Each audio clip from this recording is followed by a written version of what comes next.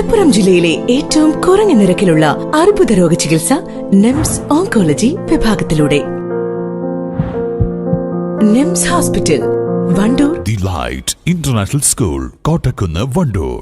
Alive Event Management and Catering Service, Head Office Calicut, Main Branch Vandoor.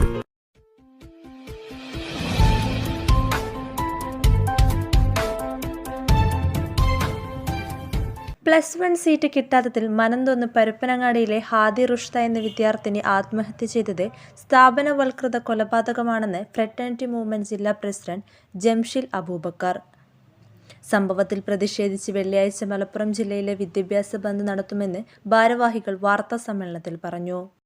സത്യപ്രതിജ്ഞ ചെയ്ത് അധികാരത്തിൽ വന്നിട്ടുള്ള ഒരു മന്ത്രിക്ക് നിയമസഭയിൽ വളരെ നാട്ടുകാരോട് ചോദിച്ചിട്ട് കിട്ടുന്ന ഒന്നുകൊണ്ട് അഭിപ്രായം, ഞാൻ പറയുന്നത് നാട്ടുകാരോടല്ല, ആ നാട്ടിലുള്ള ഏതോട് യുഎഫിയുടെയോ ഈ വിഷയം വന്ന് ഇതിന്റെ ഒരു ഇൻവെസ്റ്റ് റിപ്പോർട്ടും അല്ലെങ്കിൽ ഇതിന്റെ കാര്യമായിട്ടുള്ള അന്വേഷണങ്ങളൊക്കെ നടക്കുന്നതിന് മുമ്പ് എങ്ങനെയാണ് ബഹുമാനപ്പെട്ട വിദ്യാഭ്യാസ വകുപ്പ് മന്ത്രിക്ക് നിയമസഭയിൽ ഈ കുട്ടിയുടെ മരണത്തിന് കാരണം ഇതല്ല എന്ന് രേഖാപരമായി പറയാൻ കഴിഞ്ഞത് എന്നത് ഈ വിഷയത്തിലെ ഒരു ദുരൂഹത വർദ്ധിപ്പിക്കുന്ന ഒരു സംഗതിയാണ്.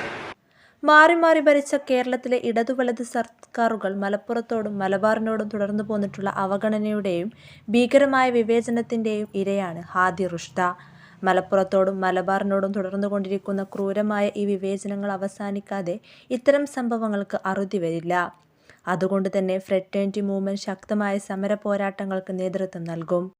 മലപ്പുറത്ത് വിളിച്ചു ചേർത്ത വാർത്താ സമ്മേളനത്തിൽ മലപ്പുറം ജില്ലാ president Jamsheer Abubakar, fraternity movement Malappuram ജില്ലാ general secretary Basid Tanur, fraternity Malappuram ജില്ലാ വൈസ് പ്രസിഡന്റ് BTS ഉമ്മർ തങ്ങൾ, ഫ്രറ്റേണിറ്റി മലപ്പുറം ജില്ലാ ജനറൽ സെക്രട്ടറി ഫായിസ് എലങ്കോട് തുടങ്ങിയവർ പങ്കെടുത്തു.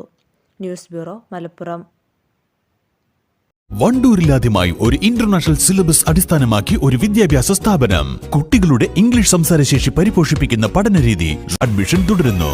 The light international school, Kottakkunnu, Wandoor.